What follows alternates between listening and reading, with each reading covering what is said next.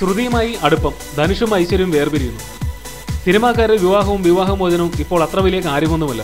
വിവാഹിതരാകാൻ പോകുന്നു എന്ന വാർത്ത മിക്കപ്പോഴും തലേ ദിവസമോ മറ്റുമാണ് സ്ഥിരീകരിക്കുന്നത്.